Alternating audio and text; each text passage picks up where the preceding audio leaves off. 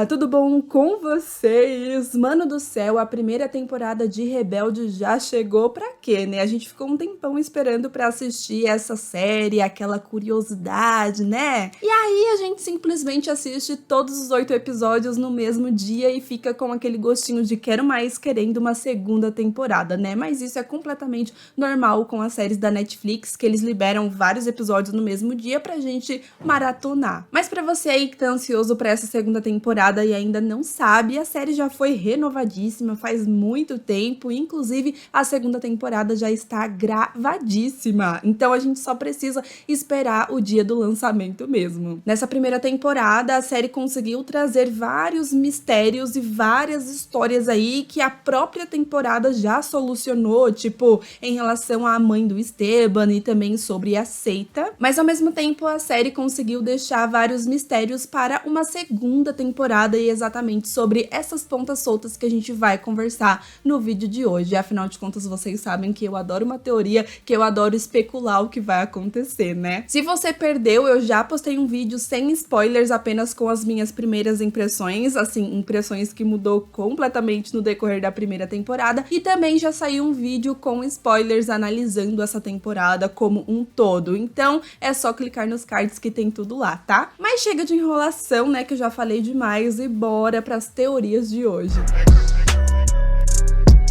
Uma das grandes reviravoltas aí do final dessa temporada que eu particularmente gostei bastante foi em relação a MJ. Afinal de contas, depois que a Emília deixa ali o Sebas ceboso, como gosto de chamá-lo, deixa ele pra cantar sozinho, todo cagado, coitado. Mentira, coitado nada, que eu achei bem feito. Mas aí veio a MJ e trocou, sabe? Trocou a banda dela, que estava ali ensaiando com ela, que estava do lado dela, pra cantar junto com ele, sabe? Quem recusa cantar e só depender pra cantar junto com o Sebas ceboso, pelo amor de Deus, né? Mas eu acho que a série mostrou o quanto isso doeu nela, porque quando ela vê a galera ali cantando e todo mundo feliz e curtindo a música, a gente vê ela chorando e cantando junto ali nos bastidores. Então fica esse questionamento, será que a MJ ela será meio que como uma vilãzinha na próxima temporada? Será que ela vai seguir esse rumo e de fato ter um relacionamento com o Sebas, ou será que ela vai voltar atrás e pedir desculpas pra banda e voltar pra banda? Eu acho que isso não vai acontecer, até porque a galera vai ter essa dificuldade de perdoar ela a princípio, mas a gente não pode esquecer que ela tá ali no mesmo quarto que a Hannah, ou Jana, como você quiser chamar, e também com a Andy. Mas eu acho que a série deixou muito claro, com toda a trajetória da MJ, que ela não é uma pessoa ruim, e eu acho que ela queria brilhar realmente nesse final. Eu acho que ela tava completamente desesperada para se provar para os seus pais, porque nesse final da primeira temporada a gente vê que os pais dela, assim, tão putos da vida, porque quer que ela esteja no coral, eles implicam com as roupas que ela está usando agora e não queriam que ela ficasse nessa escola, mas aí ela acaba falando para eles irem até essa batalha das bandas no final pra ver ela brilhando, pra ver que ela tem talento e que ela tem que ficar assim na escola. Então eu acho que foi um ato desesperador, eu acho que ela ficou com esse medo, principalmente sabendo o que a galera ia fazer ali no final, que ia desmascarar o Sebas na frente de todo mundo antes de começar a cantar, enfim. E exatamente por isso que ela acabou escolhendo esse caminho mais fácil pra ela mesma não se prejudicar. Então eu acho que foi uma coisa extremamente egoísta da parte dela, por mais que a personagem seja fofinha, maravilhosa, ela foi uma traidora sim, e eu tô louca pra ver como eles vão trabalhar isso na próxima temporada. Eu acho que tá muito nítido, principalmente depois de tudo isso que aconteceu, que ela vai acabar tendo sim um relacionamento amoroso com o Sebas ceboso.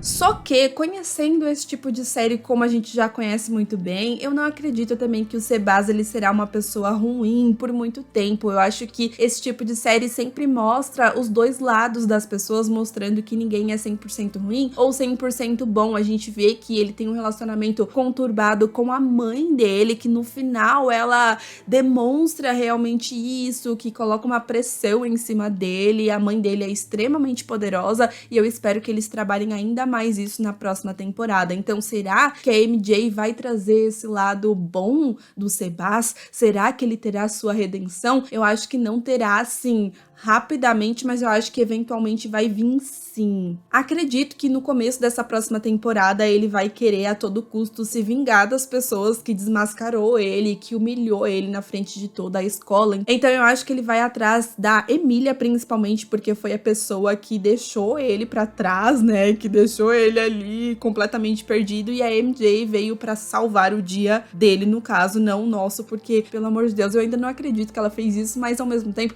eu acho que é muito legal porque eles trouxeram essa treta, essa polêmica, e realmente esse tipo de série, apesar de ser mais levinha, eu gosto quando eles têm essa ousadia de fazer personagens que são vistos como bonzinhos tendo atitudes questionáveis, porque com isso a gente acaba tendo uma tretazinha assim na história e é legal acompanhar. Então também fica o questionamento, será que a MJ vai voltar pra banda ou será que ela vai sair assim de uma vez? E com certeza com isso, absolutamente todo mundo cogitou da Emília entrar na banda no lugar dela. E aí a gente vê que essa banda aqui não tinha nome, né? Que era o Sem Nome, agora é o Rebelde. E aí eu acho que é bem evidente um pouquinho que a Emília vai sim entrar na banda, mas eu acho que não necessariamente ela precisa entrar no lugar da MJ. Ninguém disse que a banda tem que ter 6 pessoas, assim como tinha o RBD. A gente pode ter mais participantes, inclusive tem essa teoria que eventualmente não somente a MJ vai voltar, a Emília entrar, mas o Sebas também vai fazer parte dessa banda rebelde. Como que vai ser, né? Porque são muitas vozes diferentes, muitas pessoas ali na banda, mas eu acho que se eles fizerem direitinho, pode ser uma coisa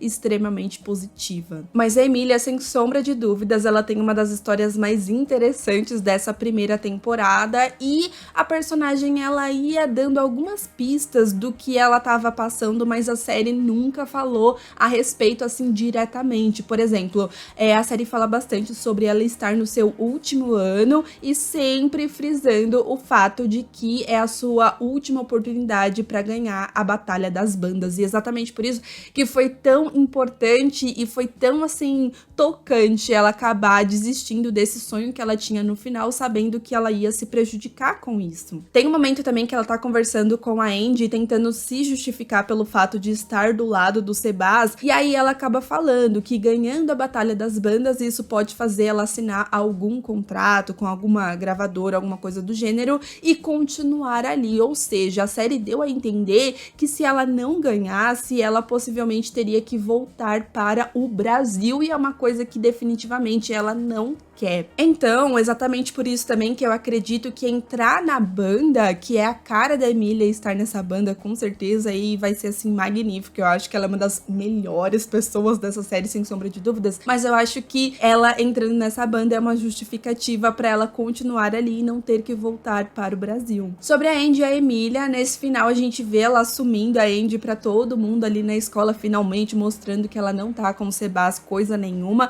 Então eu acredito que nessa segunda temporada essa relação estará mais forte do que nunca, pelo menos euzinha aqui espero muito, muito, muito que isso aconteça, porque sem sombra de dúvidas é o melhor casal dessa série. Eles colocaram ali o Esteban e a Hannah como os protagonistas, os que deveriam ser o melhor casal, e olha só quem roubou a cena, né? Outra grande questão que ficou para essa segunda temporada foi toda a treta com o Sebas e a Seita. Depois que ele é humilhado ali na frente de toda a escola, que é revelado e tudo mais, eu acho que muita coisa vai mudar. Afinal de contas, a gente vê que a Anitta, ela é demitida, obviamente, e o Luca, ele é meio que expulso no lugar do Sebas, injustamente, assim, com certeza, porque a mãe do Sebas é super poderosa e o conselho não ia expulsar o garoto. Mas, a partir do momento que eles desmascararam o conselho ali na frente de todo mundo, eu acho que essa pode ser a justificativa para o Luca voltar para a escola. Porque eles vão ter, assim, duas opções, na minha opinião, né? Ou eles expulsam o Sebas também depois de tudo isso, né? Não tem nem como,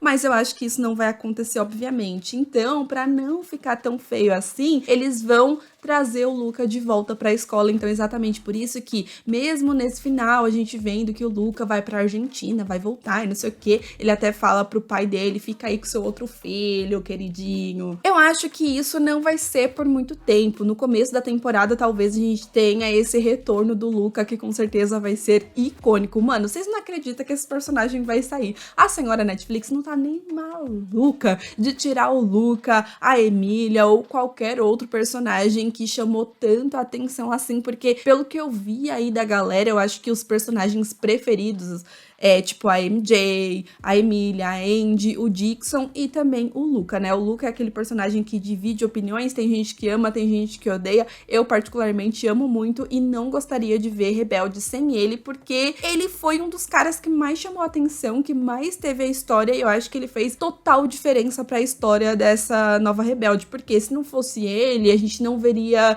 essa história da seita com mais detalhes, a gente não teria ele derrubando a seita, então ele é um personagem crucial pra essa série, isso assim, não tem como negar. E aí, mano do céu, é claro que eu vou sonhar longe demais agora, mas imagina se o Senhor Luca volta com a sua priminha Mia Colucci. Ai, gente, eu morro só de pensar, pelo amor de Deus, imagina ver a Mia de novo. Eu não sei porquê, mas eu tô com sentimento que a gente pode ver sim mais pessoas fora a Celina e também a Pilar, que a gente viu maravilhosas. Eu acho que outras pessoas podem aparecer nessa segunda temporada. E aí eu cogito tanto personagens principais, né, personagens que tem grande destaque, tipo a Lupita, a Roberta, o que é difícil, mas pô, a Maite Peroni, ela já é contratada da senhora Netflix, então é só colocar a Lupita de novo, eu adoraria ver essa mulher. Mas eu cheguei até a cogitar personagens tipo, sei lá, o Franco Colucci, que era o pai da Mia, a Alma Rei, que era a mãe da Roberta, também seria incrível, inclusive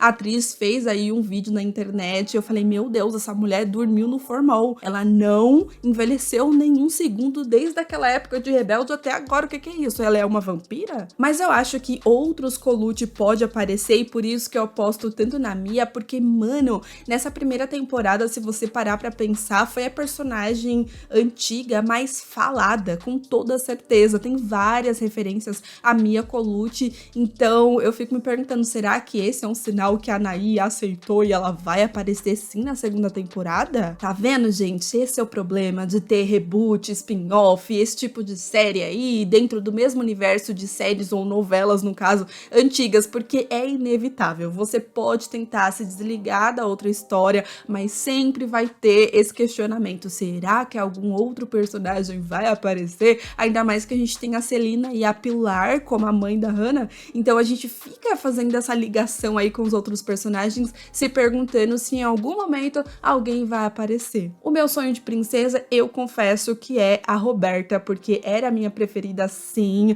O Diego também seria incrível, Giovanni, a Lupita, a Mia, todo mundo. Uma das coisas também que ficou pra próxima temporada é a relação do Esteban e do Luca. A gente tem um desenvolvimento, a gente tem essa descoberta que os dois são irmãos e que o Esteban é um meio Colucci, se assim eu posso dizer. Eu acho que o Luca, ele lidou muito bem com essa situação, mas com certeza essa história ainda não foi solucionada. Afinal de contas, a gente tem esse momento que o Esteban vai atrás da mãe dele e não sei não, viu, gente? Mas eu acho que a vilã dessa história não é nem o Marcelo. Eu acho que a vilã dessa história, de fato, é a mãe do Esteban. Afinal de contas, ela acabou falando que o Marcelo não queria saber do filho e tudo mais, e ela abandonou o filho. Só que aí eu fico me perguntando, qual que foi o motivo dela abandonar o Esteban? Então, não faz sentido. A série não falou a respeito disso. Então, a gente também tem esse momento final, quando o Luca acaba revelando pro Marcelo que o Esteban também é filho dele, e o cara...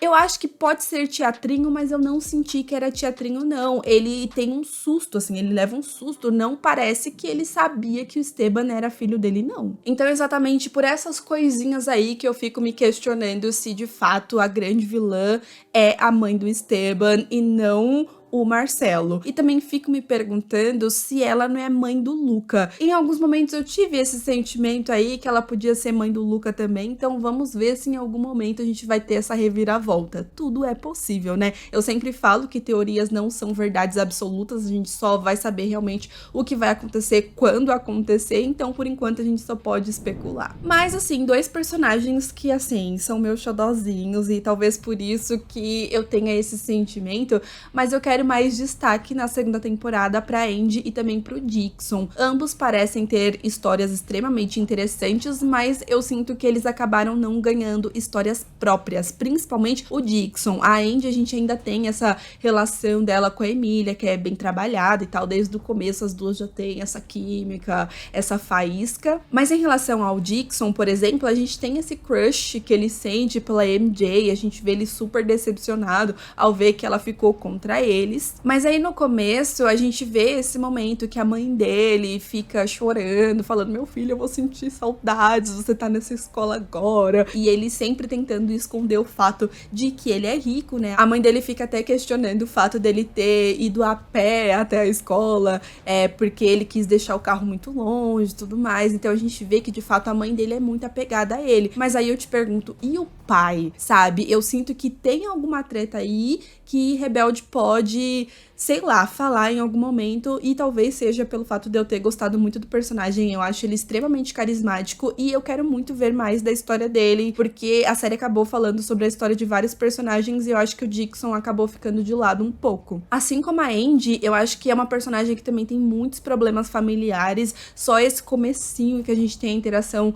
com a mãe dela e com o padrasto, a gente já sente isso. O padrasto dela, em apenas 1 minuto que ele apareceu, ele já mostrou o quanto ele é um escroto. Sim, ele é um verdadeiro escroto. A forma que ele falava com a Andy, a forma que ele falava com a mãe dela, tem um momento que a mãe até tenta retrucar ele, e aí ele meio que enfrenta falando: você vai me contradizer mesmo? E aí nesse momento a mãe da Andy até meio que fica meio assim. Então a gente percebe que possivelmente é um personagem que trata mal a mãe dela. Então eu acredito que a Andy, ela também pode ter essa relação conturbada com a mãe, assim, porque ela não quer que a mãe passe esse tipo de coisa e não aceita o fato dela ficar junto com o padrasto. Então vamos aguardar pra ver o que vai acontecer nessa segunda temporada. Essas são as coisas que eu quero que aconteça. Eu acho que nós teremos mais reviravoltas e eu acho que essa segunda temporada pode ser melhor que a primeira. Afinal de contas, primeira temporada, normalmente, ainda mais com uma série que tem tantos personagens, é uma introdução à história, pra gente se habituar, pra gente entender como que é a vida de cada personagem, onde eles estão, o que eles gostam de fazer, o que não gosta, colocarem alguns relacionamentos, mostrar quais são os casais, quem gosta de quem, enfim. Mas e você? Conta pra mim, o que você acha que vai acontecer na segunda temporada de Rebelde? Comenta aqui embaixo que eu quero muito, muito, muito saber quais são as suas teorias, tá bom? E aproveita também e comenta quais são os seus personagens preferidos, que eu quero muito saber se vocês estão aí pensando igual a mim. Ou não, né? E euzinha, vou ficando por aqui. Se inscreva no canal se você ainda não é inscrito, dá aquele like maroto aí que me ajuda bastante, principalmente se você quiser mais vídeos de Rebelde, tá? Que é uma série legalzinha, não é tudo isso, não é uma série incrível, mas também tá longe de ser uma série ruim. Aproveita também e me siga nas redes sociais, que estou sempre lá tentando falar com vocês, tá bom? Um super beijo e até o próximo vídeo. Tchau!